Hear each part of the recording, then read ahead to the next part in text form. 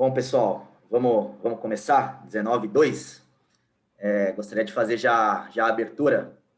Gostaria primeiro de dar boas-vindas, né, ao público, aos palestrantes, né, em nome da comunidade de prática AWP América do Sul.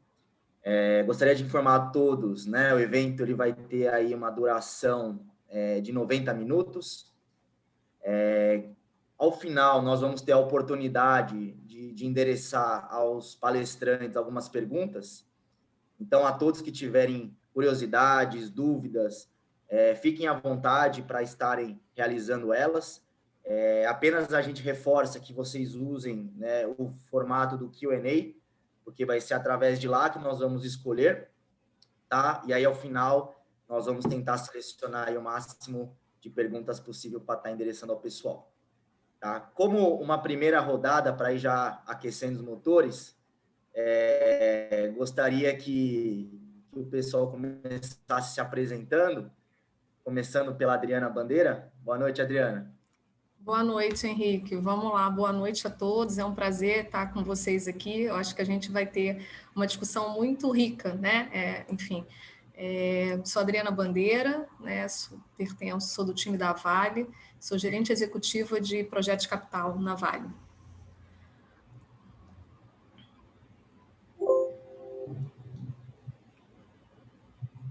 Bom, vamos lá, Alexandre.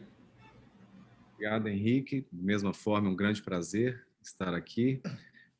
Sou sócio fundador do Aroeira Salles Advogados, advogado com mais de 20 anos, especializado em assuntos que envolvem esse tema que nós teremos hoje. É um grande prazer. Obrigado. Boa noite, Alexandre. Davi? Legal. Boa noite a todos. Quem não me conhece, meu nome é Davi, sou também sócio fundador da Verum, atuando aí no mercado há 3 anos, trazendo soluções como o Advanced Work Packaging, né, que é a base da nossa comunidade, soluções de BIM, de Lean Construction, e aí também somando a todas essas soluções, vimos também que esse assunto, né, quando a gente começou a debater com o Alexandre, com o Leonardo, que tinha total fit com o ambiente de transformação cultural e digital que a gente busca na área de projetos de capital. Então, está aí aberta a oportunidade enorme de contar com essas pessoas fantásticas aí no workshop de hoje. Beleza. Boa noite, Davi. Gustavo? Boa noite a todos. Meu nome é Gustavo Vaz. Eu estou aqui demonstrando um erro de planejamento aqui live. Estou na estrada em função de um acidente, não consegui chegar no meu destino final, mas estou usando os recursos tecnológicos aqui para me conectar. Gustavo Vaz, eu estou como gerente executivo de suprimentos na Vale e há mais de 20 anos também no ambiente de projetos. É um prazer estar aqui no dia de hoje para que a gente possa discutir um pouco aí o futuro dos projetos. Muito obrigado.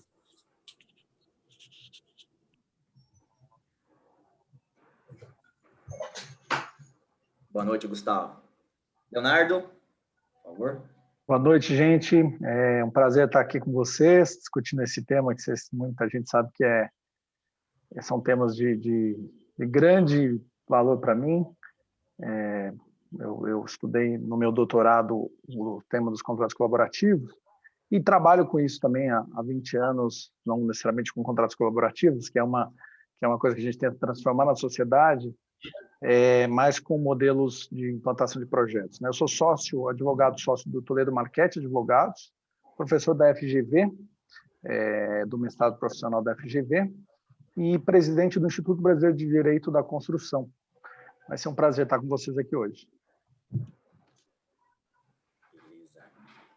Bom, encerrando as apresentações, farei a minha, né? Meu nome é Henrique Takemoto, sou diretor da Verum, já fui presidente da ACE Brasil, Associação de Engenharia de Custos, e hoje eu terei a honra aí de moderar esse webinar que é um tema muito relevante, né? E que vai ter bastante coisas aí interessantes para a gente estar discutindo, tá? Só explicando um pouco a dinâmica para vocês, né? Nós vamos fazer algumas perguntas para que todos tenham a oportunidade de discutir aqui alguns temas que na nossa visão e na nossa pesquisa foram interessantes nós estarmos trazendo para vocês. Começando com a primeira, né, no mundo, né, nos últimos meses, a gente tem visto aí que o assunto IPD, né, tem ganhado cada vez mais relevância, né? A gente tem visto aí eventos ocorrerem em alguns lugares, como países da América do Sul, América do Norte, Europa, enfim. Bom, Alexandre, você que é um especialista no tema, explica para a gente o que é o IPD, né, e por que ele é tão importante para a gente estar falando sobre ele. Henrique, obrigado, excelente introdução, né? Nos últimos 20 anos, e muitos de vocês sabem disso, né, a produtividade do setor de construção ela aumentou apenas 1%. Tem vários estudos que fizeram essas análises, enquanto outros setores industriais, setores de serviço, a produtividade aumentou exponencialmente. Países como Reino Unido, Austrália, os Estados Unidos, eles começaram a pesquisar a razão de tão baixo crescimento e concluíram que uma das principais razões derivava da adoção de modelos simplistas de transferência de riscos, compartimentalização de fases de projeto, somado a estruturas contratuais impróprias, incentivos desalinhados entre as partes, uma comunicação inadequada, organização deficiente, falhas de gestão, planejamento ineficaz e alguns outros aspectos, né? E perceberam que não era adequado mais, ou seja, não se sustentava mais na realidade, e mesmo determinado empreendimento não tendo alcançado sucesso, que eventualmente algum participante pudesse ter um sucesso individual em detrimento dos demais. E do mesmo jeito, às vezes, para que empreendimentos tivessem sucesso, um ou outro participante sacrificasse demasiadamente sozinho, né? A partir desse diagnóstico, vários experts da área de engenharia, da área do direito, se uniram para conceber o que se denomina, né, comumente de IPD, que é, na verdade, uma sigla de Integrated Project Delivery, que poderíamos traduzir aí para o português como entrega de um projeto integrado, mas adota-se o nome internacionalmente como IPD. O que chama atenção é essa palavra integrado. Isso facilita a compreensão do que é o IPD, né?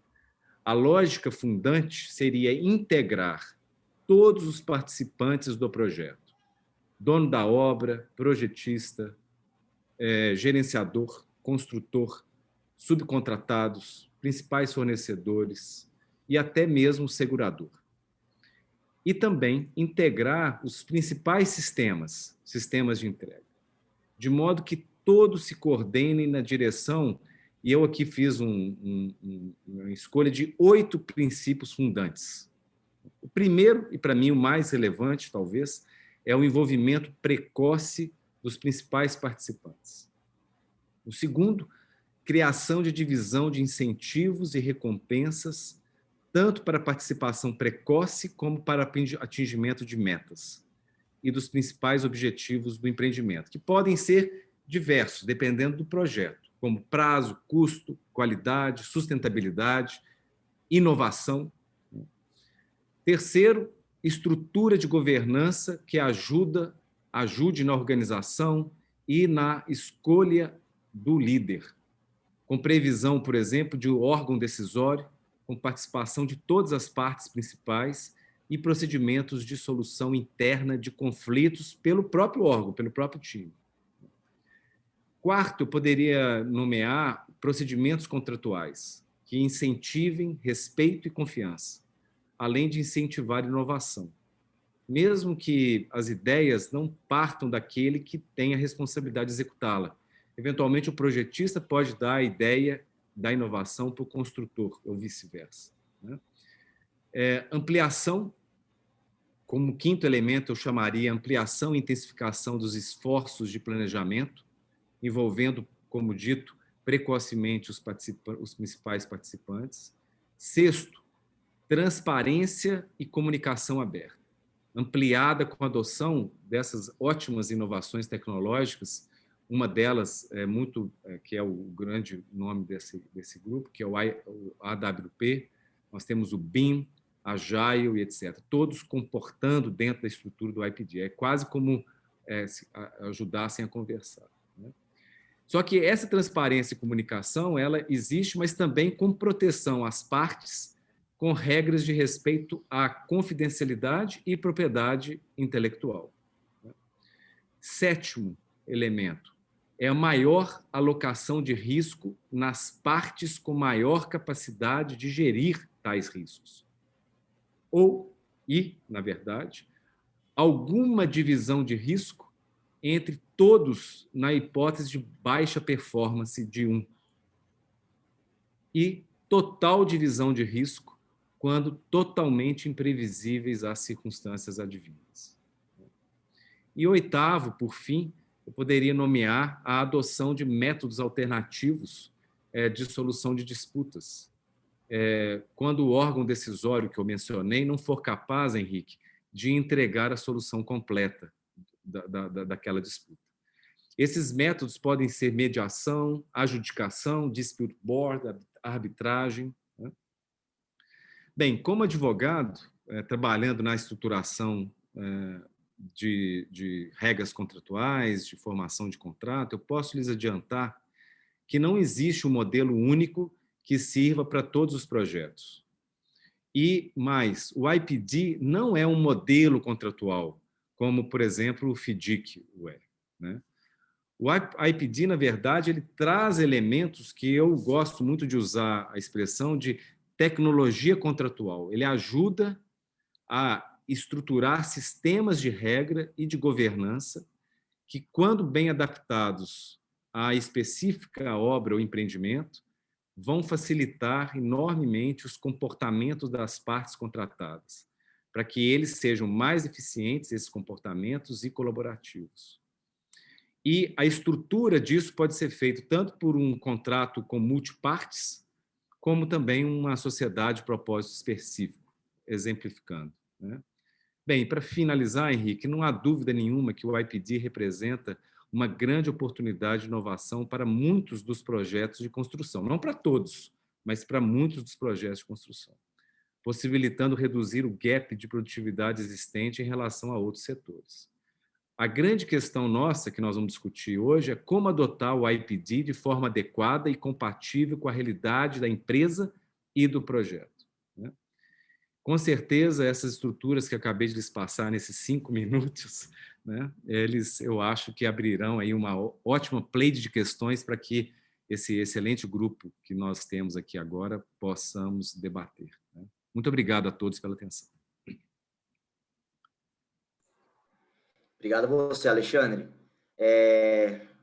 Bom, pessoal, vocês estão livres para poderem completar, complementar, opinar. A ideia é realmente a gente fazer uma mesa de debates e trocar ideia. Aí, Davi, não sei se você tem complementos, se puder.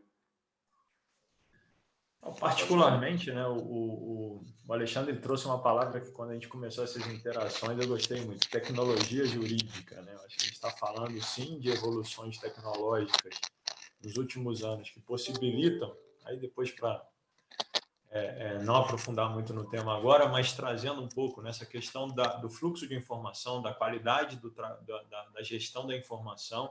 Sem dúvida nenhuma, evoluímos demais, né, em termos de tecnologia disponível no mercado para que essas informações sejam compartilhadas. O compartilhamento de informações é uma base da colaboração entre todos os envolvidos, né, que não se fala em gerar informação que tenha benefício para A ou B, e sim benefício da verdade dos fatos que acontecem dentro do projeto, para que essa relação cada vez mais madura, né, Alexandre, que parte do pressuposto que se vai chegar numa relação madura entre todos os envolvidos, né, e de confiança, ela possa resultar lá na frente em melhora nos resultados do projeto como um todo, né?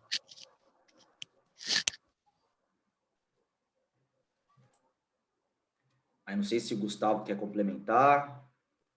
O Gustavo está com um pouco... Bom, não, sim, achei a oratória do Dr. Alexandre ótimo, né, uma boa introdução a respeito dos modelos colaborativos, especificamente o IPD, né? O IPD que assim foi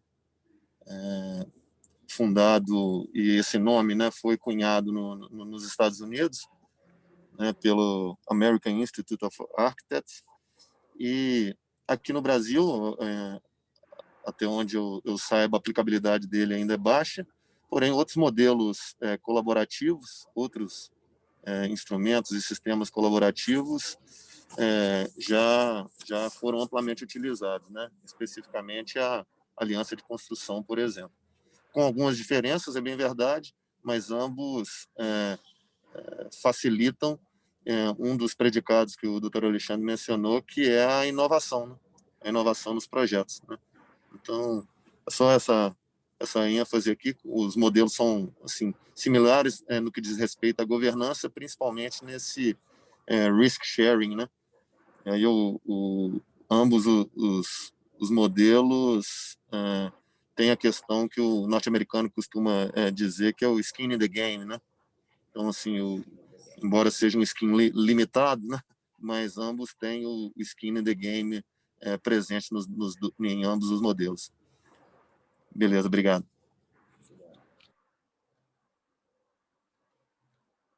Adriana, Leonardo? Não, enfim, não tem muito o que acrescentar, não. Eu acho que o Alexandre tocou nos 8 pontos que eu acho que são fundamentais, né?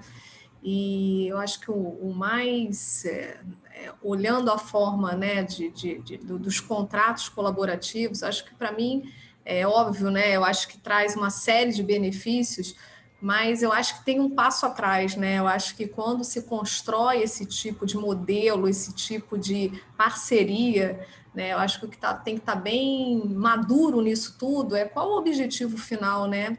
É que as duas partes ali, quais são os interesses e como é que se amarram essas metas. Até ele citou, é um dos 8, ele citou, e para mim eu acho que assim, por experiências, né, experiências passadas, assim, quando você não tem um modelo colaborativo em que você tem um alinhamento, uma direção muito clara, né, do que se espera, você pode falhar, né? E aí a gente vai discutir mais um pouquinho aqui na frente, mas para mim é só um ponto assim para enfatizar, né? É a visão aqui que eu trago para a discussão.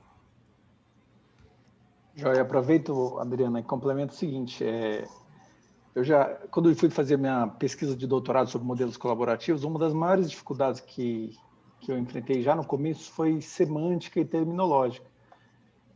Porque o que eu acabava percebendo? Cada região do mundo ia lá traduzir uma série de modelagens colaborativas, umas com mais tradição, como na Austrália, outras com menos. Quer dizer, e aí, dentro de um núcleo de informações, se construíam modelos colaborativos. E aí, de repente, você via que a terminologia ia se mexendo de lado a lado, então, de repente, você via algum lugar usando um modelo de alliancing ou partnering, e, de repente, diferente do que no direito a gente está acostumado, a caixinha não era uma caixinha muito bem, sabe, de um tamanho certinho, não. De repente, quando você olha as características gerais de um IPD, ele é realmente algo muito próximo da tradição de aliança que a gente viu ser construída, talvez com um cuidado metodológico e tecnológico um pouco maior. O que vale a pena ressaltar? Assim, é uma mudança de abordagem. Você falou muito bem, Adriana, quando você disse o seguinte, olha, nós mudamos de uma abordagem de interesses contrapostos para tentar uma abordagem de interesses coletivos. E um outro princípio básico que você percebe que está subjacente a essas modelagens é que ele começa a trabalhar com o conceito de decisão tomada em rede. Por que a Wikipedia é muito melhor do que a britânica? Porque as organizações no mundo, isso não é só na construção, se você for olhar uma série de modelagens de linhas de produção e locais para tomada de decisão, começaram a perceber que as decisões tomadas em rede têm uma força muito grande. quando você integra os fornecedores e traz... Imagina que você tem uma decisão para ser tomada e ela vai ser sensível para uma série de stakeholders e players, e esses players, cada um fala, puxa, mas tem esse ponto aqui, tem esse ponto ali. Ele tem uma dificuldade, às vezes, até de mediação, nós podemos falar muito sobre isso hoje, só que ele tem uma precisão maior da tomada de decisão. Então, subjacente a esses modelos colaborativos, você tem alguns desses núcleos. Só que nós temos um cuidado muito grande com o problema terminológico, gente. Só essa ponderação para vocês, porque a gente vê coisas muito parecidas em locais diferentes. Eu mesmo já abandonei de ficar falando de aliança, eu falo de modelos colaborativos, de ferramentas colaborativas, e vou indo uma a uma, porque eu acho que muitas delas, às vezes, dá para usar até separadamente da outra. É isso, gente. E Léo, é engraçado que as primeiras duas perguntas que apareceram foram: IPD é contrato de aliança? Foi ao mesmo tempo, pum, pum. Né? E aí, pegando um gancho aí, né, do que vocês trouxeram, e o Alexandre, sinteticamente, de uma maneira muito bem colocou, né, o que é o IPD, né? Eu usaria a palavra colaboração. Né? A colaboração, ela tem sido uma palavra que tem ganhado cada vez mais força, né? E a essência do IPD é você ter esse olhar da colaboração. Né? E aí, Leonardo, você já comentou conosco, né? Você estuda o tema há muito tempo, né? Se você pudesse compartilhar um pouco para nós, né, as vantagens, né, que o IPD traz, e também as lições aprendidas, né, que você também conseguiu capturar aí ao longo da sua experiência, tanto do ponto de vista jurídico, né, que eu acho que é sempre importante a gente entender e olhar, seja num viés de segurança jurídica ou num viés de resolução de disputas e controvérsias, mas acho que também do ponto de vista da transformação cultural e da inovação que o IPD gera. Se pudesse compartilhar um pouco aí para a gente, é sempre legal. Com certeza, com certeza. Eu acho que essa questão, de novo, essa questão terminológica é muito interessante. Cada um põe um carimbo e começa a colocar uma tradução em cima desse carimbo. No fundo, é um pouco isso, não deixa de ser isso. Assim. O que a gente pode dizer que são as grandes vantagens? Na verdade, as vantagens desses modelos colaborativos, do IPD, da aliança, do partnering, de alguns modelos que conversam com essa mudança de abordagem, ele trabalha, na verdade, nas ineficiências do modelo tradicional. O modelo tradicional ele tem uma dificuldade, quanto mais complexo for o projeto, mais você vai ter dificuldade de trabalhar com conceitos como alocação de risco individualizado ou tomadas de decisões individualizadas de uma maneira atomizada. Então, você começa... quanto mais inovador você precisa ser no modelo, mais você vai precisar dessas ferramentas de tomada de decisão em rede. Então, é isso que o que se percebe é que quando você tem projetos com risco muito alto, complexidade muito alta, o equilíbrio comportamental dos players envolvidos quase sempre é de conflito, porque você tem muita informação assimétrica, um que sabe mais do stakeholder, sabe mais do projeto, outro sabe mais da obra, sabe mais de tecnologia, outro sabe mais de equipamento, sabe mais de riscos locais. Isso gera um equilíbrio comportamental muito negativo. E isso aconteceu no Brasil. Eu participei de praticamente todos, porque eu fui fazendo o benchmarking, fui conversando, fui contratado para alguns dos projetos de aliança aqui, palpitei nos que tinha alguns meses que eu não estava envolvido diretamente, mas recebia as informações. Então, eu fui coletando essas informações, até escrevi um artigo sobre isso. Eu daria 4 liçõezinhas que talvez valha a pena a gente colocar. Não sei se até ficou claro a questão de as vantagens. As vantagens trabalham nas desvantagens de alguns outros modelos. Quanto mais complexos os outros modelos, mais difícil você pegar esses modelos tradicionais que tratam um projeto complexo como se fosse uma mini compra e venda. A lógica subjacente desse contrato é uma mini compra e venda. Eu te dou um dinheiro, você me dá um cacho de banana. Só que é diferente, projeto não é assim. Projeto você tem uma série de interfaces que não depende só de um lado, depende de várias colaborações, várias ações. Né? Então, assim, o que seriam essas lições aprendidas do que a gente viu nos projetos brasileiros? Eu diria, no meu artigo acho que eu cito 8, mas eu vou citar 4 aqui pela questão do tempo. Primeiro, nós temos que perceber que o modelo não é bilateral. Esse talvez seja das principais falhas. Assim. O que eu vi eram os modelos colaborativos. Olha, então você vai fazer com o contractor, que era o grande EPCista da época, um projeto de aliança ou um projeto enfim, eu já tive em alguns que a gente chamava de modelo colaborativo e híbrido, você perde justamente um dos elementos mais interessantes, que é a tomada de decisão em rede. Você tem que pegar os stakeholders principais e colocar num pool de tomada de decisão, num pool de risco. Não pode pegar, tudo bem, eu não assumo a interface, mas eu jogo a interface para o EPCista gerenciar. Não adianta nada. E chamo de aliança e gera o risco compartilhado. Não é que não adianta nada. Como disse, você deixa de pegar uma das coisas mais interessantes do modelo aliança, que é a decisão tomada em rede, com stakeholders envolvidos, podendo ajudar na qualidade e na inovação dessa decisão. Nós estamos falando de situações de risco alto. Quanto mais arriscado, quanto mais complexo o projeto, mais interessante você vai ser o modelo colaborativo. Que outra lição aprendida, número 2, que eu diria, tem a ver com o perfil das lideranças engajadas. Da mesma maneira, não existe certo e errado na gestão de pessoas. Quando você pensa em aliança, você pensa num contrato, numa modelagem de implementação ou de IPD, que ele leva em consideração que as pessoas são um fator extremamente importante de estímulo no projeto. Se o líder do projeto ele não tem aquele perfil de mediação, de pegar que todos esses stakeholders para tomar uma decisão em rede e tomar uma decisão de alta qualidade, é difícil, o cara precisa ter habilidade nisso, mas são habilidades soft skill, não é o cara mais técnico que vai ser o melhor líder de projeto colaborativo, é o cara que sabe agregar. Existem estudos sobre isso na Aliança, na Austrália, os caras desenvolveram um know-how sobre isso. Isso me parece que, dos projetos que eu estava envolvido, eu via claramente, às vezes, uma dificuldade de lidar com isso.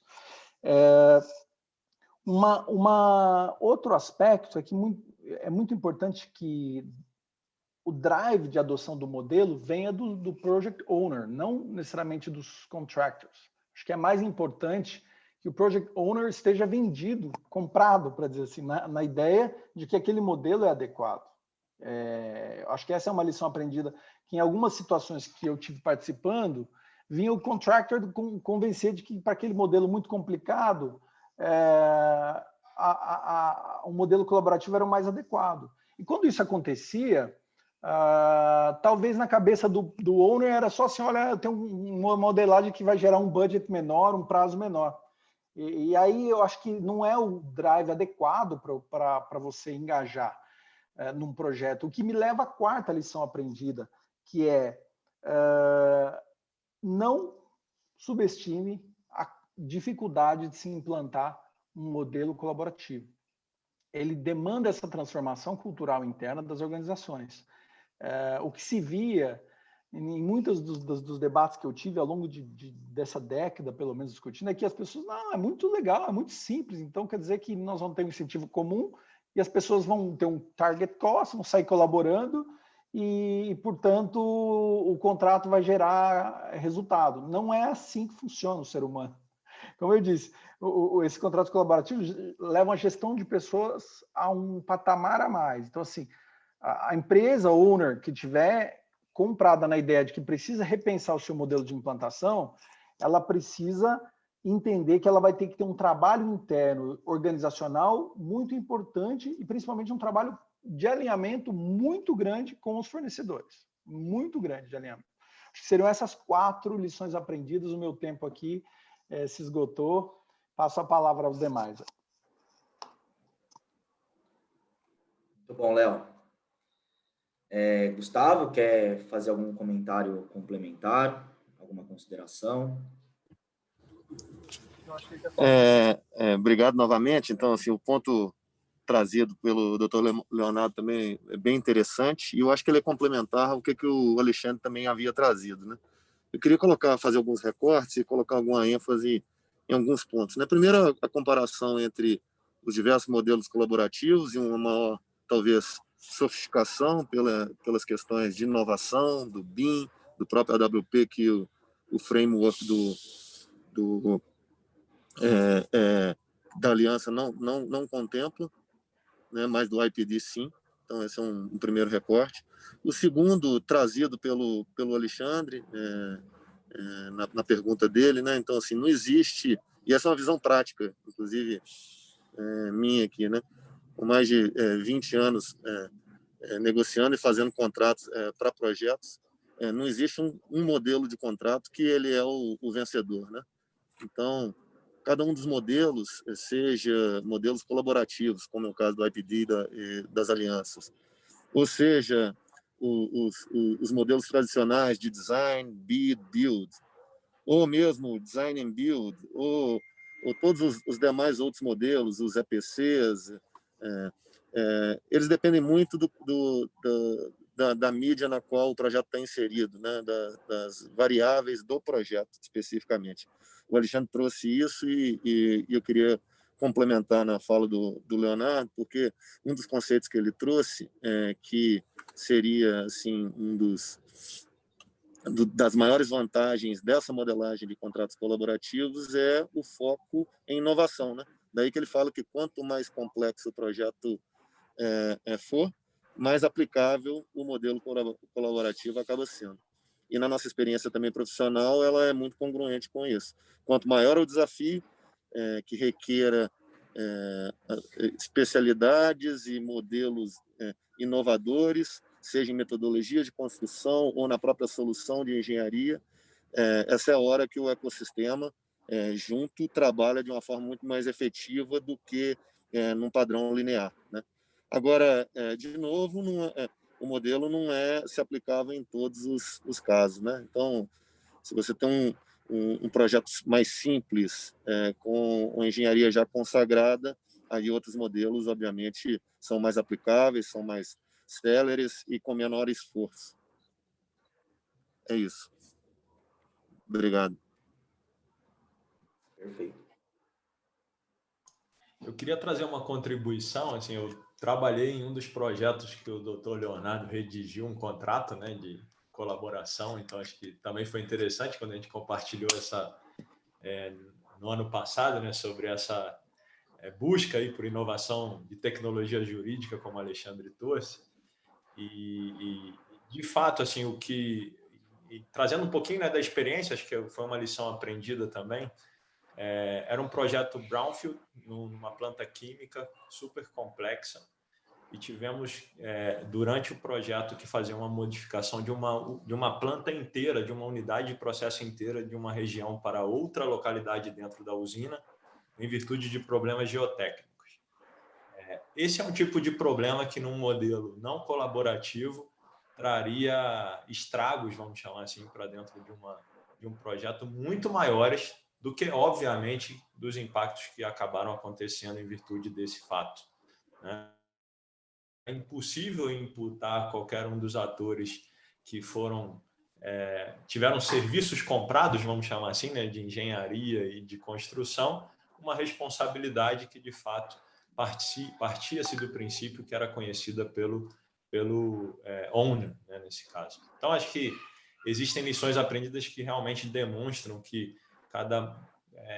de acordo com a complexidade dos projetos, a necessidade de um alinhamento de objetivos, ele passa a ser cada vez mais preponderante e decisivo dentro até da gestão de impactos do desconhecido, né, que muitos dos megaprojetos nos trazem. Eu queria, Henrique, se me permitir, fazer alguns comentários, primeiro na linha de algumas coisas que foram feitas, referente ao passado, né? Eu tive a oportunidade de fazer gestão jurídica de alguns contratos chamados de aliança, inclusive um contrato imenso, né, de uma planta petroquímica, e posso lhes dizer que não era aliança, era um arremedo, era uma tentativa de se fazer aquilo que se chama de aliança. Por isso, inclusive, desse sentimento que acabou ficando no Brasil de contratos colaborativos não funcionarem, de aliança não funcionou. Não funcionou porque feita muitos anos atrás, sem adotar os métodos necessários que pudessem ajudar as partes a ter comportamentos colaborativos, né? A assimetria de informação era enorme, era absurda. Não existiam, como existem hoje, esses métodos, como o AWP, o BIM, que facilita a todos acompanharem com muita precisão retirando tamanha simetria. Isso hoje ajuda a possibilidade das alianças. Outra questão que eu tive a oportunidade de pesquisar e acompanhar, tanto na prática quanto academicamente, e aí discordo, Léo, de você, quando se diz, e de fato, o Leonardo tem razão, só que eu discordo em parte, diz que é necessário que o líder da aliança seja um bom líder, né? E, de fato, no passado, nessas estruturas que a gente viu de aliança, isso era extremamente necessário, quem estava para liderar. Só que hoje existem estruturas de governança muito bem pensadas, né, que, se colocadas dentro do contrato, auxiliam a eventual falha de um dos partícipes do grupo decisório por ausência de liderança. Eu acho que hoje já não depende tanto mais do indivíduo, se a gente estrutura procedimentos e governança, né? E a questão da mudança cultural, ela sempre fica, né? Eu lembro de algumas discussões em que uma das mais relevantes demonstrações é de que não precisa de primeiro mudar culturalmente para celebrar contratos colaborativos, né? Se você implementa com uma estrutura bem montada, com metodologia e governança e procedimento, você leva as partes a se adaptarem dentro da estrutura colaborativa. Existe essa questão do ovo da galinha. E modelos bem-sucedidos não precisaram de primeiro mudar a estrutura organizacional, a cultura, para a colaboração. A própria montagem do modelo, ela acaba remetendo as partes a acelerar a sua mudança cultural. Bem, eu só quero complementar, muito em linha com o que o Alexandre colocou, eu concordo em parte, tá? Eu acho que é fato, como você trouxe, né? Eu acho que tendo uma governança, uma metodologia, aí quando a gente volta lá na pergunta do Henrique, né? O Léo colocou, enfim, explicou, a gente está falando muito em transformação cultural e inovação, né? Como é que isso tudo caminha junto. E aí eu trago isso um pouquinho, porque isso é o que a gente está vivendo na Vale, né? Hoje a Vale está realmente passando por um grande processo de transformação cultural, isso é muito bom, muito positivo, né? Eu chego na Vale agora exatamente com isso, com esse objetivo, e por causa disso, né? Propósitos meus.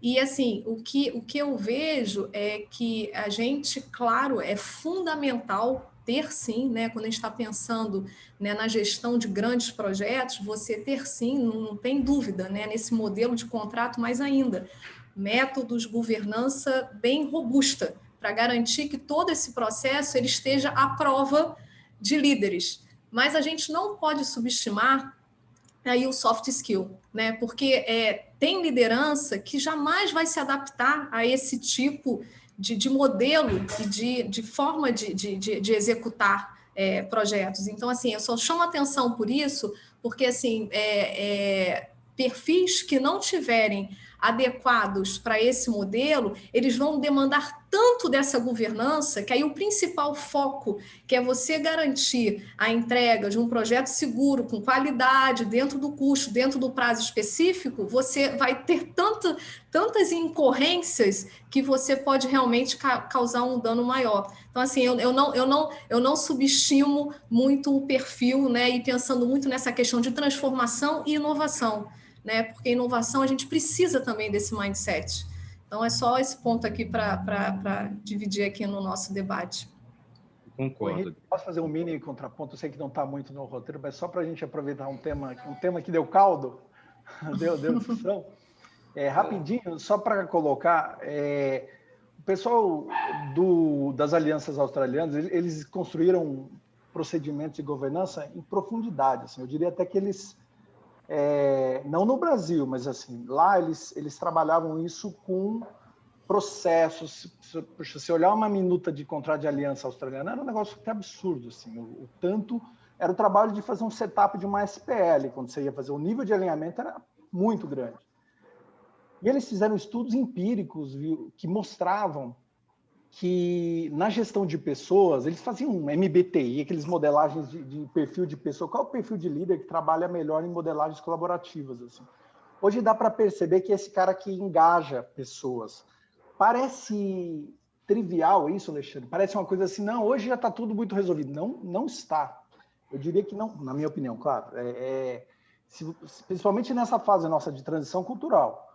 Se os grandes envolvidos em projetos não perceberem que o perfil do gestor que ele vai ter que alocar um projeto é um perfil com esse soft skill, eu já vi acontecer desastre, inclusive nessa que o Davi comentou, a partir de lideranças que tinham um perfil business as usual. Assim, o cara estava acostumado com a modelagem. Mas, enfim, só quis fazer um contraponto. Assim, existem já estudos bastante interessantes sobre isso. Não, legal, Léo. Eu concordo, Léo, em gênero e grau. Como uma empresa, né? Se você pega um líder, um CEO destrutivo, que não traz as pessoas para o objetivo em comum, você pode destruir uma empresa. Oi, acho que não sei se o Gustavo estava falando aí. Alguém caiu? Não. Deu alguma interferência. Alexandre, só um ponto. Não é questão de ser destrutivo, tá? Assim, tem modelos de liderança, eu não vou dar nome de empresas, mas tem empresas que são extremamente baseadas em performance individual. Tem empresas que são bastante baseadas em comportamento, em entrega de grupo. Tem a ver com isso. Não quer dizer que o cara é ruim. O líder pode ser um excelente técnico, ele só não é um líder com skill específico de mediação que se demanda nesses modelos. Assim, sabe? Enfim. Não, são excelentes pontos, pessoal. Acho que a ideia realmente é a gente trocar ideia, né? O tema, ele é um tema razoavelmente novo, né? O mercado de construção, ele é um mercado tradicional, a gente sabe disso, né? E sempre foi conhecido aí como um dos setores mais difíceis, né, de você conseguir emplacar, né, inovação, né? Por um bom tempo, estudos mostram que a construção sempre tinha muitos desafios para conseguir implantar inovação, né, levar inovação, né, e conseguir alcançar outras indústrias que sempre estiveram mais abertas para esse tipo de situação, né? E os modelos contratuais, eles, querendo ou não, né, eles contribuíam muito por isso, né? Vocês trouxeram muita palavra inovação, que o IPD ele traz, né, e fomenta a inovação, uma inovação colaborativa, né? E os contratos, eles sempre tiveram esse viés um pouco adversarial, em que, obviamente, acabavam influenciando, né, essa inovação também. Muitas coisas aconteceram de lá para cá, né? A questão, acho que a própria questão do Covid, né, foi aí um ponto que mudou muito, né, a forma de se pensar. Nos últimos 9 meses, aí, 10 meses que nós estamos aí passando pelo Covid, a gente já tem visto aí no mercado muita coisa mudando, né, muito mindset sendo transformado, né, e aí eu queria ouvir de você, Adriana, você que está aí liderando, né, iniciativas relevantes de inovação, né, conta para a gente aí, na sua visão, quais são e serão as principais barreiras, na sua visão, para implantar o IPD no Brasil? Ok, Henrique, vamos lá, né? Eu acho que você toca num ponto, você começa com o fenômeno pandemia, né? Que a gente está vivendo, o Covid, né? Isso está sendo muito discutido, né? A pandemia, ela trouxe, né, novas ferramentas, ela trouxe novas formas de pensar. Na realidade, assim, essas ferramentas todas, né? Os modelos todos que a gente vem usando em diversas áreas, não estou falando só na indústria, na construção, todos os negócios, eles já existiam, né? A questão aí eu volto para a questão de mindset, né? Quando isso está muito ligado também à transformação, né? Então, assim, existiam essas ferramentas todas, só que uma mudança, ela não acontecia porque estava todo mundo muito na zona de conforto, esperando o que vai, faz sentido, não faz, vamos testar, vamos fazer piloto. E, de repente, a pandemia veio e mostrou que a gente consegue, sim, né, trabalhar de forma diferente. As ferramentas que já existiam, porque ninguém inventou da noite para o dia, já existiam, começaram a ser aplicadas. E aí, quando a gente traz essa questão, né, dos desafios, aí olhando com o olhar também, né, que é um propósito também da minha área, que é o olhar da inovação, a gente, né, as ferramentas digitais que hoje a gente está aqui no nosso fórum de discussão, já foi citado várias vezes, o BIM e o AWP, essas ferramentas, elas existiam. Claro que elas estão cada vez mais, né, sendo, vamos dizer assim, sendo melhoradas, a gente está partindo para outras dimensões, mas, assim, isso fez com que, caramba, vamos olhar, como é que a gente pode... E aí é muito sentimento hoje, né, muita forma como nós, na Vale, estamos encarando os desafios futuros. Então, hoje a gente tem um objetivo, que é a gente realmente desenvolver projetos, tá? Implantar projetos, mas que esses projetos sejam feitos de uma forma extremamente inovadora, né? E que a gente realmente crie uma comunidade de parcerias. Então, assim, porque não tem como, você não consegue inovar, você não consegue, se a gente parte do princípio que nós temos todo o conhecimento, assim, esse modelo não funciona mais, isso não existe mais no mundo inteiro. Então, cada vez mais a gente precisa né, vamos dizer assim, desse conceito de construir, de colaborar, né? E a gente não tem a resposta para tudo. Então, a gente só vai conseguir inovar, e a inovação, eu bato muito na tecla, eu sou apaixonada por ferramentas digitais, mas, assim, inovação, ela não só está dentro de ferramentas digitais, né? Ela está dentro de processos. Então, a gente está falando aqui de novos modelos de contrato. Isso é inovação. Né? E como é que a gente se prepara para isso? Como é que a gente desenvolve isso? E aí eu volto, né? O maior desafio, eu bato na tecla do que eu falei lá no início. Né? O maior desafio é a gente conseguir achar, e aí é um trabalho que ele precisa ser feito de forma muito bem planejada, é trazer para esses grupos, para esses contratos, interesses que têm que convergir. Né? Porque, assim... trazendo um exemplo, né? Então, outra grande preocupação que nós temos na Vale, né? Nós realmente queremos mudar, irmos para um outro patamar, né? E óbvio, nós temos uma obsessão por segurança. Então, quando a gente está pensando em criar parcerias, em criar modelos, não adianta eu tentar me associar com algo que não vai ter o mesmo mindset, a mesma, vamos dizer assim, a mesma vontade naquele empreendimento, sabe? Então isso é um ponto importante. Eu volto nessa questão de que as metas, elas não podem ser individuais, elas têm que estar convergindo, mas isso aqui ela traz, isso aí é no propósito, é onde eu estou começando. E aí a questão cultural, gente, assim, eu vim de empresa, né, não brasileira, né, estou na Vale aqui há alguns meses, mas, assim, para mim isso não é um modelo. É claro que a gente vê que em outros países nós estamos bem mais avançados, mas eles passaram pelo mesmo processo que a gente. Tá? Então, eu não vejo isso como uma questão cultural do Brasil, tá? Eu bato nessa tecla. Eu vejo como algo que eu acho que a gente tem capacidade muito maior do que de outros países. Porque eu acho que num modelo desse tipo de contrato é uma questão de aquilo que eu falei lá no início, o Covid, tudo que é novo, né, tudo que é diferente, toda mudança, ela é difícil. O Covid veio, a pandemia, a gente acelerou. Mas o que eu vejo assim nesses modelos, e que eu acho que é aí vem a questão, eu bato na questão de soft skill, é a questão de confiança. Tá? Então, acho que a confiança, ela entra para estruturar esse modelo.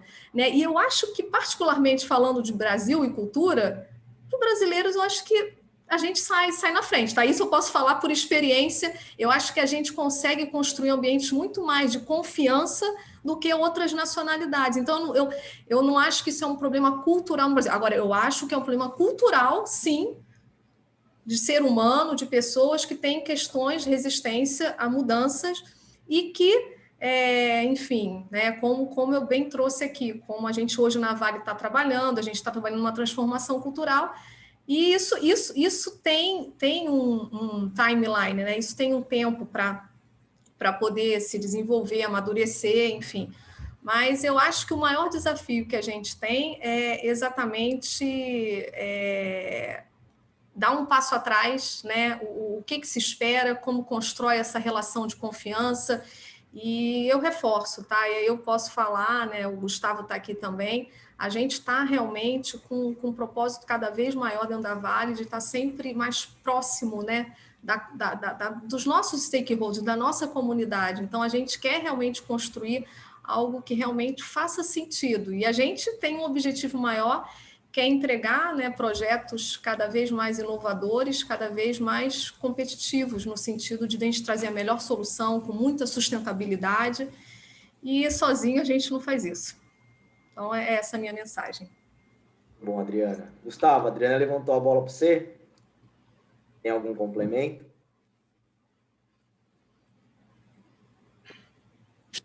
Tem sim, é sempre um prazer escutar a Adriana falando, né? Está vivendo, né? E da importância, né? Da confiança no ecossistema para permitir a gente criar esse ambiente de criatividade, né? E de inovação tão importante para alguns projetos relevantes nossos, principalmente para os mais complexos, mais difíceis, né? E esse conceito de colaborar para inovar, ele não é novo, né? Então, o Chesbrough, em 2003, cunhou o termo da inovação aberta, né? Da Open Innovation, e nasceu no setor de tecnologia, né? Onde a pesquisa e desenvolvimento era feita integrando o ecossistema, algo muito similar com o que a gente está falando aqui hoje, né? Então, de novo, a confiança é realmente o viabilizador desse ambiente onde a criatividade e a inovação pode prosperar em modelos estruturados para tal, com governança, mas estruturados para tal, e, de novo, aplicáveis aos maiores problemas onde é necessário inovar, né? E nesse mundo cada vez mais VUCA, por mais que o ambiente de construção, a mineração sejam setores tradicionais, cada vez mais esses setores estão necessitando de inovar para ser competitivo e para resolver os maiores problemas de negócio. Obrigado, Tiago. Eu gostaria, Henrique, rapidamente primeiro, concordo com a Adriana, acho a palavra, ela tocou o ponto fulcral, né?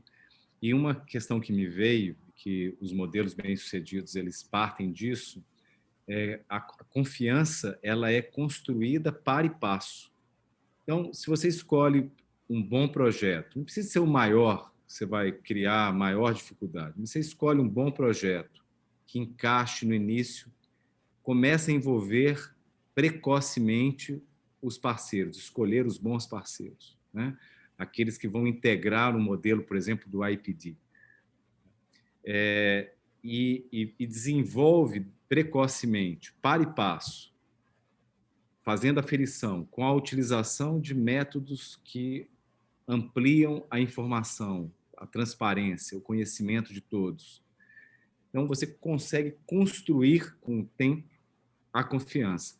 Inclusive, modelos colaborativos, como o IPD e outros, eles são muito, muito bem sucedidos quando vocês têm multiprojetos. Você começa com um projeto, adquire tecnologia, cria inovação, amplia a confiança, expande para um outro projeto. Pode até ser projetos similares ou que têm temas similares ou disciplinas parecidas. E essas partes, elas vão se fortalecendo, e fortalece confiança, cria governança ampliada, melhorada, procedimentos testados, corrigidos, os desvios geram riscos menores, porque você começa para e passo, né? Então, eu acho que a Adriana tocou no tema. E tem meios de nós ampliarmos essa confiança. E acho que é criar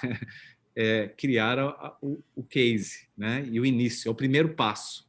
E esses pequenos, que sejam não enormes, né? Porque o tombo é grande. Começando com passos menores, isso aí vai espraiando aí numa onda de transformação cultural relevante, né? Que tem conseguido pegar alguns lugares. acrescentaria, Alexandre, até uma percepção de que essa onda está vindo. Essa onda, o mais interessante é que a gente só está aqui arranhando a superfície. Assim, quando você começa a perceber essas modelagens, tem uma série de aplicações que o mercado vai cada vez mais se organizar. Às vezes, por exemplo, você pode ter uma série de contratos, como você falou, e de EPCs em projetos que são conectados, e a gestão da interface ser feita de forma colaborativa, mas só a gestão da interface, aqueles modelos em si, quer dizer, o que tem de possibilidade para essas ideias, assim, é fantástico. O que me traz sempre angústia, porque eu estou fazendo essa pergunta que nós estamos tentando responder agora há uns 12 anos.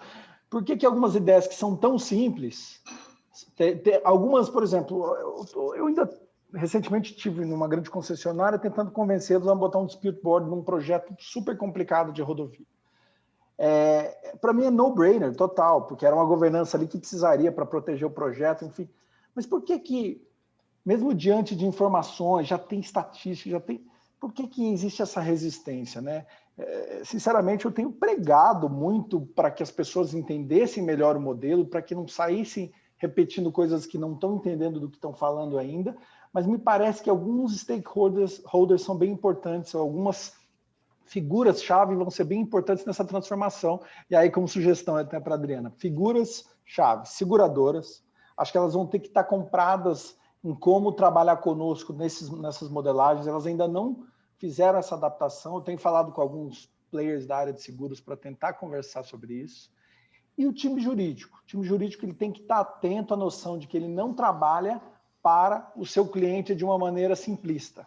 Ele trabalha para o seu cliente ao trabalhar para o projeto. Quando ele faz isso, ele ajuda numa modelagem que é melhor para o projeto. Então, essas são duas figuras aí que eu faria só esse acréscimo ao que foi colocado, mas acompanho no mais aí.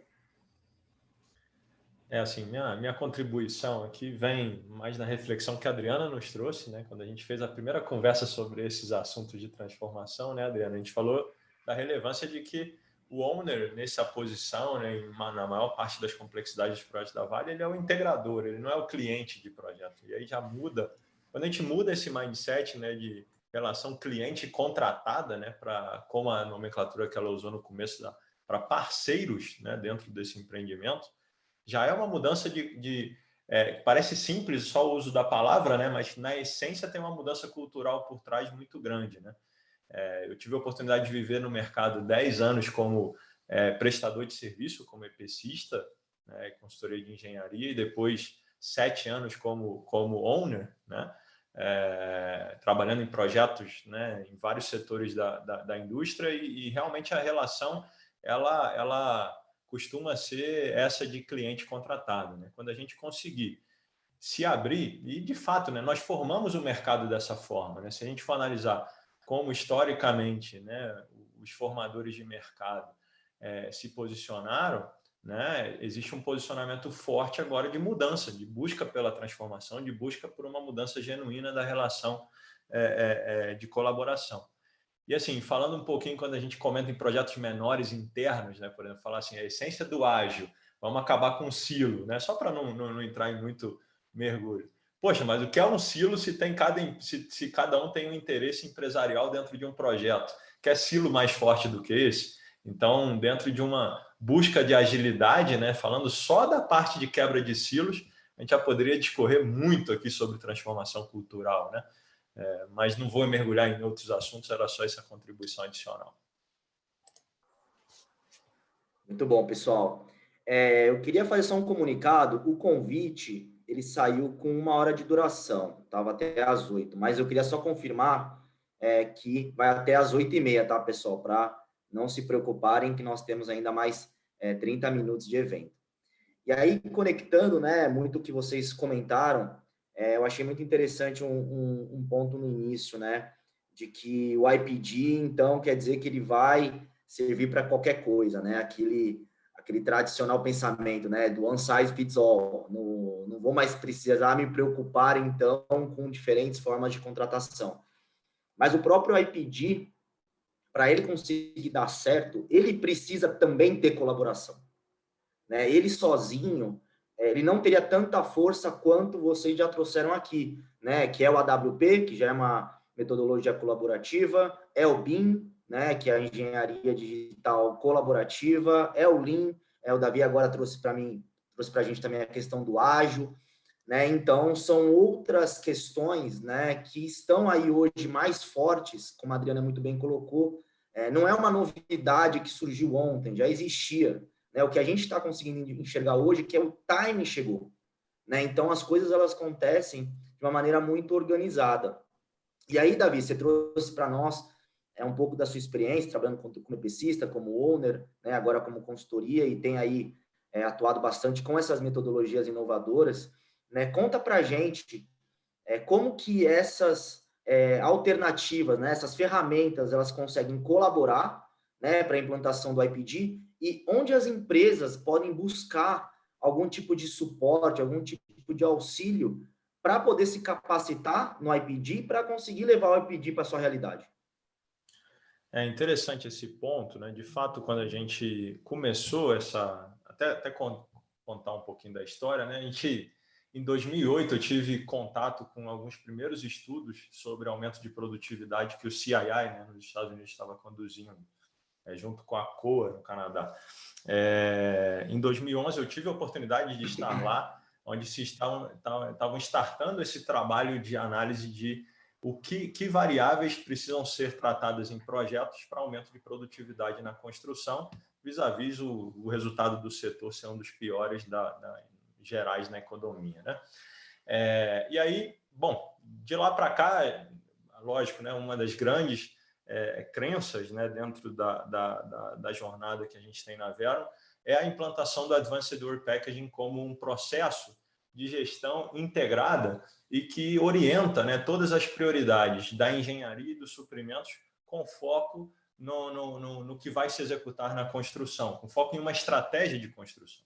O Alexandre trouxe um ponto legal, né, no aspecto da tecnologia jurídica, e eu vou trazer dentro do aspecto de gestão de projetos, que não, isso se escuta há 20 anos, né, 30 anos no FEL, em qualquer boa prática, trazer os especialistas da construção para o início do projeto para se definir uma estratégia de execução dele, obviamente que também conectada com a estratégia de comissionamento startup da planta, é uma prerrogativa básica do Advanced Work Packaging, é o que a gente chama de Path of Construction, que a gente já viu em determinado momento.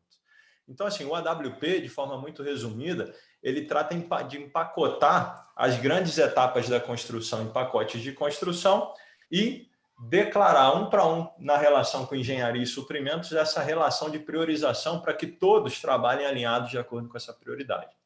Esse é o primeiro ponto, né? Então, a gente começou essa jornada, né, de AWP há uns 3 anos, junto com o BIM. E só para resumir aqui, né, todas as soluções que dominam aí 100% do mercado de soluções digitais orientadas para a engenharia digital com o conceito BIM, não vou citar aqui os fornecedores, mas praticamente dominam a engenharia digital, tanto em projetos de capital, de indústria, quanto infraestrutura, né, desenvolveram suas soluções de gestão de prazo, escopo e até custos, né, o que a gente chama de 4D, 5D, a partir do Advanced Work Packaging. Então, por isso que a gente sempre trouxe o AWP e o BIM juntos, né, porque eles caminham, de fato, um dependendo do outro. E aí, assim, quando a gente evoluiu tecnologia, né, Alexandre, quando a gente evoluiu sistemas, processos, como a própria Adriana nos trouxe, né, uma evolução de processos desenhados e representados em tecnologia, e a gente viu assim, quais são os principais pontos de aprendizado e de barreiras, isso são pesquisas também internacionais que o CII promoveu e fechou até o último ciclo no ano passado, que impedem a gente de alavancar os resultados a partir somente de processos e tecnologias. Em grande parte, as barreiras levantadas foram capacitação, conhecimento, empoderamento de todos os atores e barreiras criadas dentro de um ambiente pouco colaborativo. Então, a colaboração ela vem para contribuir como uma dimensão adicional nesse aspecto do IPD, assim como o AWP cumpre seu papel processual, assim como o BIM cumpre seu papel tecnológico, né? Os contratos colaborativos, né? O IPD cumpre com seu papel de dar a transformação cultural, de quebra de silos entre empresas, né? Porque, assim, uma coisa é meio óbvia, né? A gente só consegue colaborar se os objetivos das pessoas que estão envolvidas dentro dos projetos estiverem alinhados. Se a gente começa o jogo com objetivos desalinhados, né, é óbvio que o ambiente de colaboração não vai se dar, é óbvio que os resultados com a WP não se darão à plenitude, é óbvio que as soluções de tecnologia disponíveis para que o fluxo de informação esteja mais transparente e que traduza a realidade do projeto, não vão estar alavancando todo o resultado que ela tem potencial para alavancar. É falso, né, acreditar que em projetos de grande porte, e até em projetos complexos, que às vezes são de menor porte, porque às vezes tem influências em comunidade, influências em fatores externos ao projeto que devem ser levantados, é falso acreditar que a gente vai alavancar resultados, ou vai contribuir, ou vai colaborar, se a gente não estiver disposto com os objetivos alinhados entre todos os atores. E esses atores, em sua grande maioria, ou praticamente em sua plenitude, não são de uma empresa só, né? Então, se não são de uma empresa só, a gente tem que buscar um mecanismo de alinhar esses objetivos. Aí, por isso que a gente entende que dentro da dimensão de transformação cultural, sem dúvida nenhuma, a IPD cumpre um papel fundamental nisso daqui.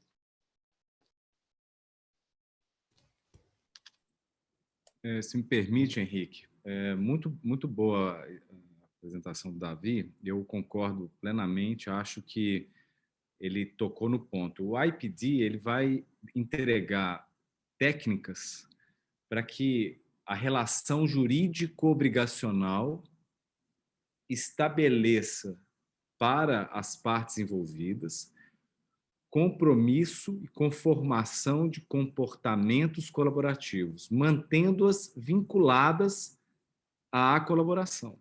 Porque é o que o Davi disse, se você tem esse BIM, você tem o AWP, mas se você não estruturar obrigações jurídicas, deveres, responsabilidades e métodos de fazer com que as partes ali estejam envolvidas e se mantenham envolvidas, né, você cria um risco de dispersão no primeiro conflito que acontecer.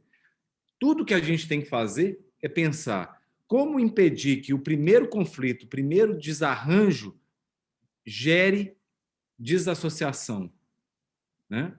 Isso que é a finalidade, que eu chamo, e o Davi gostou, e de fato é tecnologia jurídico-contratual, né? E é interessante porque o Léo tocou num ponto bom, e eu concordo com ele, que é necessário ter um grupo jurídico de bons advogados. Só que não é um. Na verdade, o seguinte, você tem que destacar um grupo que vai ser o responsável pelo projeto, para implantar a estrutura colaborativa. E esse grupo pode ficar. Só que cada uma das partes vai precisar de seus assessores jurídicos que vão orientá-los dentro das suas perspectivas naquele ambiente de colaboração, né? Então, na verdade, são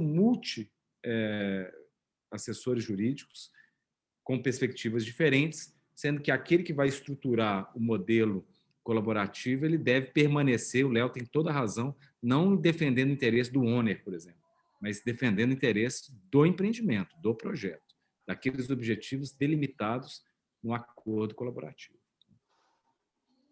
Alexandre, até faria já dando a deixa que você me deu aí, contar uma anedota, assim, para o pessoal gosta de anedota, né? Assim, estava eu num desses projetos de aliança que nós tivemos aí há uns 10 anos, e não sei se faz tanto tempo, já perdi a noção do tempo, e o pessoal me chamou pelo contractor, na época, para, enfim, assessorados ali na negociação da minuta de contrato.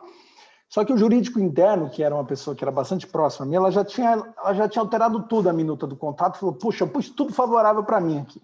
Só que agora eu estou com medo que o outro lado não corrija esse negócio e ponha um negócio mais equilibrado.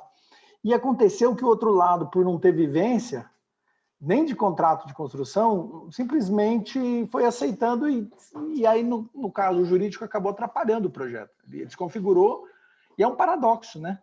É um paradoxo, porque assim, se você pensa que você está ajudando o seu cliente, de repente você está criando condições de alocação individualizada do que ele está acostumado, mas você está atrapalhando, né?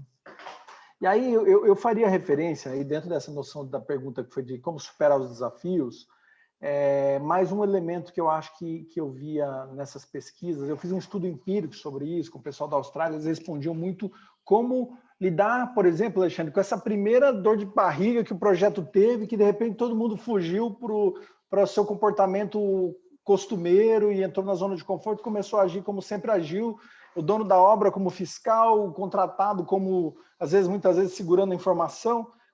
Como fugir disso? Eles traziam a questão do alinhamento, né? Uma fase inicial de setup muito bem feita, com workshops de alinhamento. Então, você já sabe que o risco daquele projeto é geológico, já simula na fase 1 workshop das partes, passa um dia inteiro discutindo qual vai ser a consequência de uma mudança, de uma premissa de escavação, e isso era muito interessante como ferramenta. Assim. A gente não pode subutilizar essas ferramentas. É isso, gente.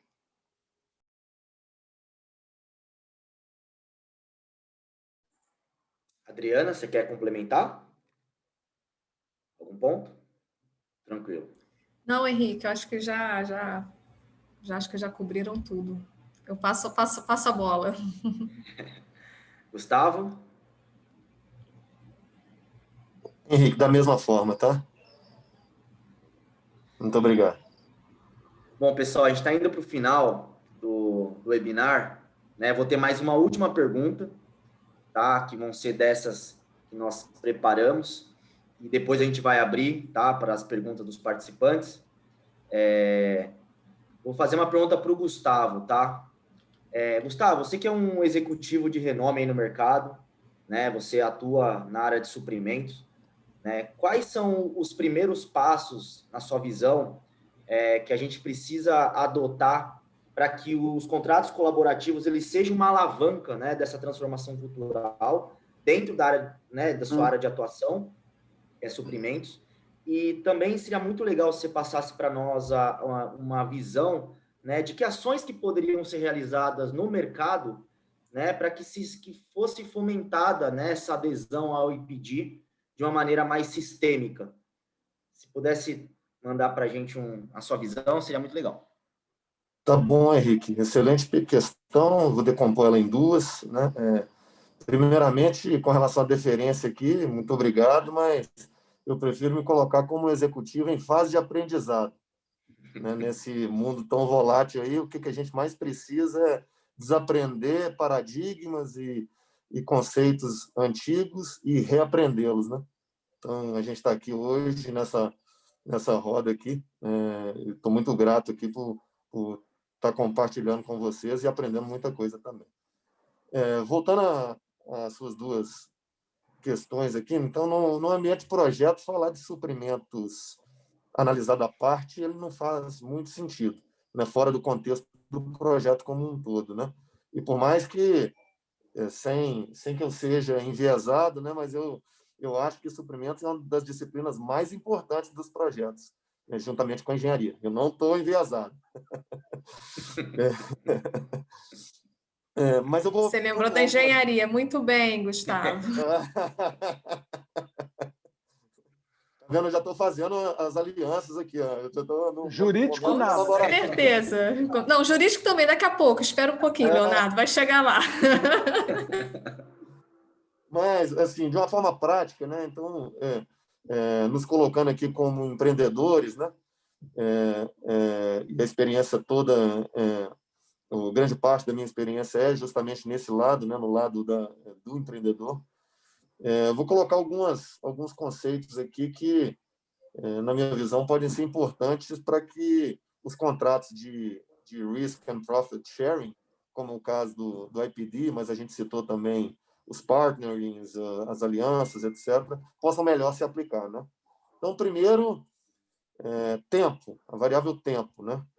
Então, se você tem tempo dentro do seu projeto, antes de se aventurar nesse novo modelo, que vai demandar muito esforço, como os colegas já pontuaram aqui também, tente elaborar primeiro algumas metodologias demasiadamente consagradas e que vão ajudar em muito para criar aquele ambiente cultural importante, como o Lean Construction, o Last Planner System, a gente falou das tecnologias, o BIM, o AWP, todas essas ações vão ajudar que você, enquanto owner, e com seus parceiros, como o Davi pontuou, né, e não contratados, os seus parceiros, possam se aclimatar nesse ambiente cultural onde impera a confiança. Né? E todos esses modelos eles vão te ajudar para isso.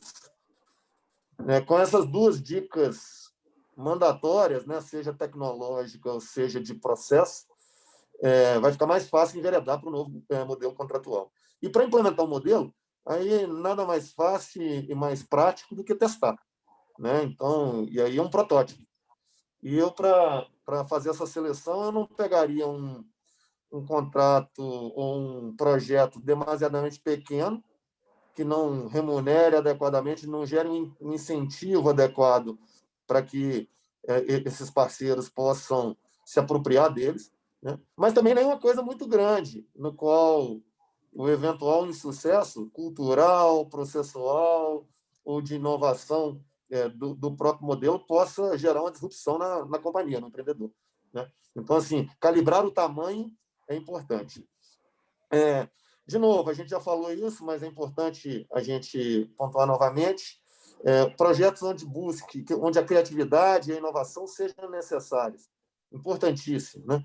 Estou aqui hoje num canteiro de obras da Vale, onde a gente está fazendo um descomissionamento de uma barragem com equipamentos autônomos.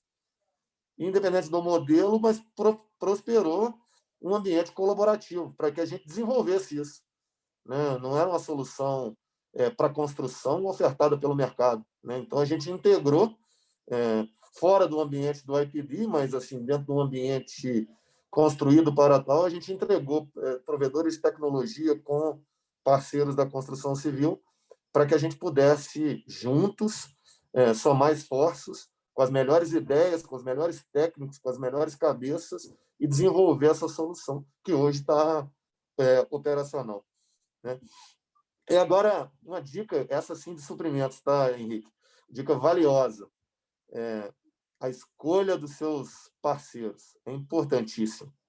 Né? Então, você pode ter os fundamentos, a cultura, o modelo, mas tem que dar match no seu parceiro. Então, empreendedor e parceiro tem que ter uma certa relação, uma relação... teoricamente, a gente está no privilégio de ter relação com os nossos parceiros de longo prazo, e isso é importante, e eu acho que esse é um predicado de suprimentos que a gente sempre pontua, né? A parceria de longo prazo. Não vai ser num modelo onde a confiança é necessária que a gente vai se aventurar com um novo parceiro, um casamento, né? É casar sem noivar. Então, eu acho que esse ponto é importante. Outros pontos que eu acho que são assertivos para melhorar a qualidade dessa escolha, né? Então, assim, esses contratados, esses parceiros, eles têm que comungar também dessa cultura tecnológica. Não adianta você fazer um trial e estar ambientado no BIM, no AWP, se do outro lado o empreiteiro, a empresa de engenharia não comunga com esses valores, né? Então, assim, tem que ser bilateral. Os parceiros também têm que ter elementos adequados na sua concepção, na sua estruturação, que criem um clima propício para inovar, um clima propício para a criatividade. Né? Então, e aí tem vasta literatura, inclusive acadêmica, a respeito desses predicados, mas assim, a liderança para a inovação, os incentivos adequados para inovar, o mindset inovador, todos esses são predicados importantes para que esse parceiro do outro lado, seja construtora ou empresa de engenharia, tenha isso bem marcante nas suas estruturas. Né? Gestão de conhecimento, de inovação, também são elementos que a literatura menciona de uma forma muito clara como elementos propícios a empresas que têm um mindset inovador. A confiança empresarial tem que ser mútua, a gente já mencionou, e essa relação de longo prazo também ela é bem importante, né? Então, quando a gente entra num modelo de risk and cost sharing, como é o caso do IPD ou como é o caso de uma aliança, não é no término e no encerramento daquela vigência contratual que essa relação vai acabar, né? Então, é uma relação, de fato, de longo prazo. Por último, a Adriana também comentou, eu vou voltar nesse ponto, a escolha dos indivíduos, né? Então, no nível da empresa, a gente falou um pouco, mas no nível do indivíduo, que vai se aplicar para aquela estrutura, uma estrutura colaborativa, é bem relevante. Não é todo mundo que tem o perfil de trabalhar nesses ambientes colaborativos, né? Então, a comunicação, o perfil, tudo isso tem que ser muito bem pensado, né? O modelo de gestão ele muda e tem que imperar a confiança e está também no nível do indivíduo. A segunda parte da sua pergunta, só para refrasear, né? Então, quais as ações para fomento do IPD, né? Então, assim, algumas coisas interessantes aqui que a gente está fazendo aqui hoje, né? Então, organização por comunidade de prática, vocês estão fazendo isso muito bem, então, todos vocês estão de parabéns aí com a jornada, porque eu acho que essa é uma das formas de fomentar, né? Outra coisa que nós estamos fazendo aqui no dia de hoje também, conversar a respeito, né? Gerar dúvida, compartilhar conhecimento, por mais que às vezes são complementares, mas às vezes uma ideia ou outra se conflita, mas é esse debate aqui que vai gerar essa cultura de entendimento, seja dos modelos ou dos viabilizadores, né? E a capacitação, treinamento de uma forma geral, né? Para que, depois de devidamente discutidos, elucidados os pontos de sombra e, eventualmente, treinados, você crie esse ambiente de colaboração na qual os passos que eu citei são tão importantes. Henrique, eu acho que é isso.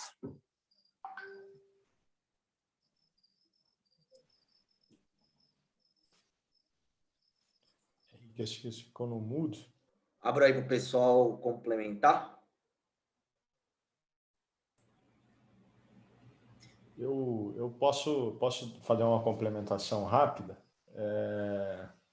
De fato, a parte e aí, em termos de pesquisas gerais, né, trazendo não limitadamente ao IPD, mas também, como o Gustavo falou, né, acho que a vinda de modelos, de metodologias e tecnologias, a inserção dela em projetos, ela passa, né, pela capacitação, ela passa pelo, como a gente falou aqui, de alinhamento, de transformação cultural, da visão do indivíduo, né, inserido dentro do projeto.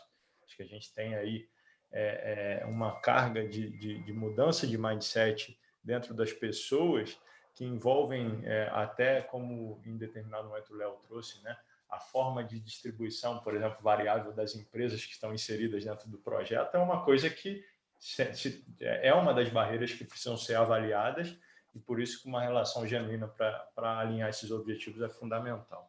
Em termos de capacitação, eu não queria perder oportunidades que obrigado, Gustavo, por trazer essa questão do avanço da comunidade. De fato, a gente conseguiu, né, alavancar a comunidade na América Latina no porte do que é hoje a América do Norte. É informação importante, a gente está trazendo também a WP University, que foi lançada nos Estados Unidos essa semana, também para o ambiente português e espanhol. Em breve vocês vão ter acesso a esse conhecimento e aí todas as funções chaves em todos os tipos, em todos os atores de projetos vão ter capacitações disponíveis já em português e espanhol, porque também é uma dificuldade, né? Às vezes em inglês a gente acessar é complicado, então também vai ser uma das coisas que a gente vai estar trazendo aí para o primeiro semestre. Então acho que de fato é uma jornada de transformação do ecossistema, né? E não somente de empresa A, B ou C. A gente está falando aqui do mercado brasileiro, né? Eu faria até um acréscimo aí, Davi. 2 pontos, assim. Primeiro, tomar cuidado com o incentivo negativo que a gente tem em qualquer projeto, mas que talvez nos projetos colaborativos isso seja um problema maior, que é o incentivo de subinvestimento naquela fase de montagem desse alinhamento que você comentou, né? Desse alinhamento interempresarial, desse alinhamento dentro da empresa para que esse projeto funcione. Porque é muito interessante como a gente, justamente nas fases, às vezes, que a gente deveria estar inovando, com uma crise acontecendo, pensando em inovação, tem gente que ainda fala, puxa, não vou inovar agora, não quer crise, né? Então é muito curioso, assim. Então tem uma série de vieses comportamentais que atrapalham essa transformação cultural, né? Mas uma coisa que eu sempre tenho dito e que eu acredito muito fortemente, falo muito para esse pessoal de concessão também, que existe uma oportunidade que, a hora que algum player acertar a mão de uma maneira muito interessante com alguns fornecedores dele, como disse o Gustavo, que ele tem confiança, e começar a acertar muito a mão no formato de trabalhar dessa maneira mais colaborativa, eu tenho a impressão que ele vai gerar uma onda muito forte para o mercado. Isso aconteceu, por exemplo, no Mar do Norte, acho que as pessoas vão saber, fora do Brasil. No Brasil, a gente teve essas iniciativas meio desencontradas, com algumas coisas um pouco estabanadas, algumas que foram bem-sucedidas. Eu, particularmente, fui perguntando uma a uma de todos que estavam envolvidos em projetos colaborativos. Teve alguns projetos bem-sucedidos, e mesmo os que não foram tão bem-sucedidos, o pessoal não foi bem-sucedido porque teve uma arbitragem no final. Espera aí, quantos projetos CPC, raramente você termina sem uma arbitragem no final? Então, assim, é muito difícil você comparar. O que me parece é que quando um player acertar a mão, o resto do mercado vai ter que seguir ou vai ser uma vantagem competitiva muito interessante. Só esse acréscimo. Muito bom, pessoal. Eu queria até pedir a gentileza, queria realmente fazer uma pergunta, né, do pessoal. A gente recebeu mais de 30 perguntas aqui. E estouraria aí uns 5, 10 minutos no máximo, tá? Que eu achei realmente interessante, porque do ponto de vista, né, de colaboração, você vai ter aí, né, players que vão ter sigilo de informação, né, seja de tecnologia e etc. Né, principalmente equipamentos e outros sistemas mais sofisticados. Na visão de vocês, a pergunta foi a seguinte: como é que você consegue, numa situação como essa, onde há sigilo da informação, você implantar um contrato colaborativo? Se há alguma lição aprendida, alguma experiência que vocês tenham, uma visão que pudesse compartilhar aí com o pessoal. Henrique, eu posso colocar o seguinte: o fato de ser colaborativo e de ter acesso simétrico a todas as informações não retira a obrigação da confidencialidade. Você põe uma cláusula de confidencialidade e sigilo, protege a propriedade intelectual, protege as informações que são de cada uma das empresas, né? Então, você cria, pelo próprio contrato, mecanismos de proteção. Então, isso não é um grande problema. Isso não é um problema. Inclusive, com risco, né, de perdas e danos para quem violar a regra de sigilo e de confidencialidade. Alexandre, até acrescentaria um ponto. Assim, esse problema de não transparência de informação, que pode advir dessa alegação de que você tem segredo de indústria, vai depender do quão crível é a sua afirmação de que isso é um segredo de indústria efetivamente crucial. E a gente sabe, por exemplo, o BDI de determinadas empresas de construção, ele não quer abrir qual que é o fornecedor dele, qual é a modelagem de custo dele, porque ele fica exposto. E o owner sabe que isso é verdade. É diferente, ele tem que haver, lembra da fase de alinhamento? Esse alinhamento tem que acontecer, inclusive, nessas situações sensíveis. Claro que, na medida em que o owner não perceba essa não troca, essa não transparência de informação, ou mesmo vice-versa, como algo extremamente crível, nós estamos num gelo fino ali. Você começa a gerar o problema da desconfiança recíproca, que ela é um ciclo vicioso, né? Quanto mais desconfiança, vai gerando desconfiança, e aí você mina o projeto. Então, assim, dá para ter essa restrição mínima. Como disse o Alexandre, ainda tem proteções contratuais, mas essa restrição de troca de informações ela tem que ser extremamente crível. No momento em que você não puder desconfiar de que aquilo ali é conversa, aí é melhor não fazer, usa outro modelo. Eu vou trazer um espectro um pouquinho diferente, Leonardo, que acho que faz parte do contexto dessa pergunta, que muitas vezes assim, alguns fornecedores de equipamentos que, de certa forma, né, envolvem grande parte de um CAPEX, né, de uma usina, por exemplo, de beneficiamento de minério, muitas vezes eles não querem disponibilizar, por exemplo, o modelo 3D ou a inteligência da engenharia digital que te permita fazer, né, o BIM na construção e até o Digital Twin lá no ciclo de vida do ativo, né? Esse é um desafio, acho que não tenho resposta para ele, mas sem dúvida, né, Gustavo, a gente vai ter que identificar mecanismos para também trazer, não todo mundo, né, porque nem todo mundo tem segredo de Estado, mas certamente alguns fornecedores que em cada indústria, né, representam parte significativa, né, do parque de fornecedores que suprem para mineração, para óleo e gás, para celulose, etc., informação de qualidade tanto para a construção quanto para, como eu disse, né, o Digital Twin, favorecendo uma operação e manutenção lá na frente. Acho que esse é um endereço que a gente tem que dar também nesse aspecto.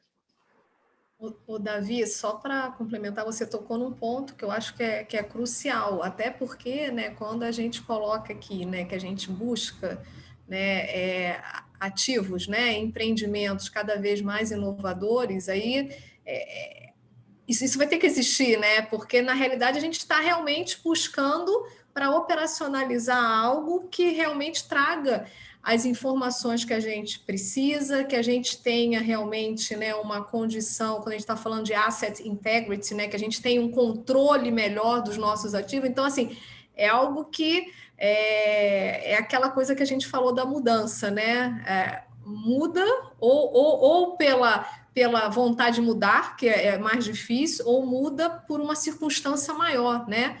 Como aconteceu na pandemia, é uma disruptura, ou na dor, ou reavaliação de mercado. Então, assim, é algo que é óbvio, né? Eu acho que tem toda uma questão envolvendo expertise, P&D, né? E isso não pode, né? Eu acho que esse tipo de aquisição de informação de confidencialidade, ela não pode, ela tem que permanecer, mas vai ter que achar soluções em que se comunique, né, para que a gente tenha realmente aquela entrega de projeto esperado, né, do empreendimento esperado. Eu acho que é um ponto só para reforçar. Adriana, nessa linha, esse ponto os extrapola, né, em relação multiprojetos, à construtora, empresa de engenharia e owner. Ela é do fornecedor do equipamento, que acho que é um ponto chave também para trazer para a mesa.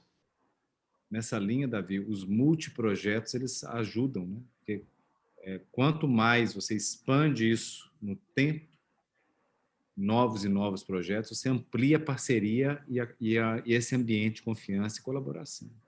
E aí perde sentido a eventual intenção de esconder elementos, né? Eu quero, na verdade, ampliar, que é um ganha-ganha. Esse é um desafio interessante, sabe, Alexandre? A gente fala com propriedade, porque a gente acompanha o desafio do BIM, né? E a gente sabe que, de fato, as relações já existem, são extremamente duradouras. O Gustavo pode falar melhor do que eu aí, por exemplo, né? Em termos de fornecedores, você vai falar aqui de 5 fornecedores que atendem provavelmente 80% dos equipamentos estratégicos de uma usina, né?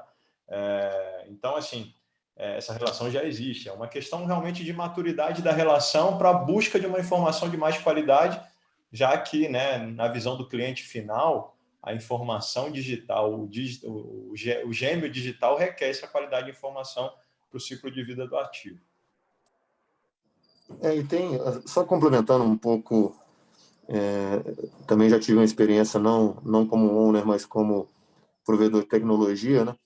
E, assim, os principais desenhos de arranjo, de conjunto, de subconjuntos, não é isso que é o segredo de Estado que as empresas de tecnologia guardam as 7 chaves. O segredo está na composição do material, no tratamento térmico, nas tolerâncias de usinagem que cada equipamento tem.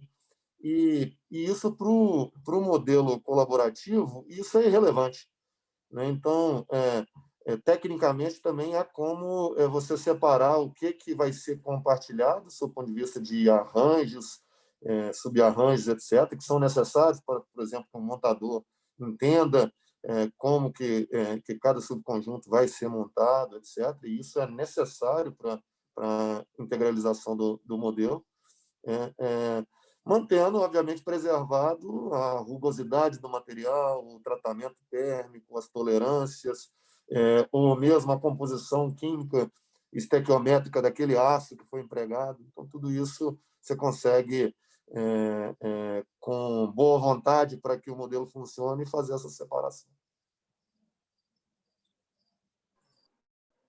Muito bom, pessoal. Chegamos nos nossos finais. Gostaria de dar até 1 minuto para cada um de vocês fazer as suas considerações finais. O Alexandre tem um compromisso, né, agora às 8h40. Alexandre, você pode começar com as suas considerações, por favor? Bom, Henrique, eu não posso deixar de agradecer, parabenizar pela iniciativa. O Gustavo posicionou bem, ou seja, o fato de estarmos aqui conversando sobre isso já é o passo de transformação, né? E a transformação é para aumentar a eficiência das relações contratuais. Eu agradeço, estou sempre à disposição. Talvez como sugestão, tiveram tantas perguntas e eu via passar, né? Quem sabe a gente não faz depois desse grupo nosso um esforço para tentar respondê-las e enviar para quem as fez como consideração. Eu acho que merece, e perguntas muito boas. Isso aqui poderíamos ficar mais uma semana debatendo, conversando, pensando, aprendendo, trocando. A gente pode divulgar na comunidade a resposta para todo mundo, acho que até mais Isso. colaborativo, né? Com toda a comunidade. Eu vou ter um prazer enorme de participar dessas respostas aí junto com vocês. Viu? Muito obrigado. Estou à disposição sempre de debates como esse.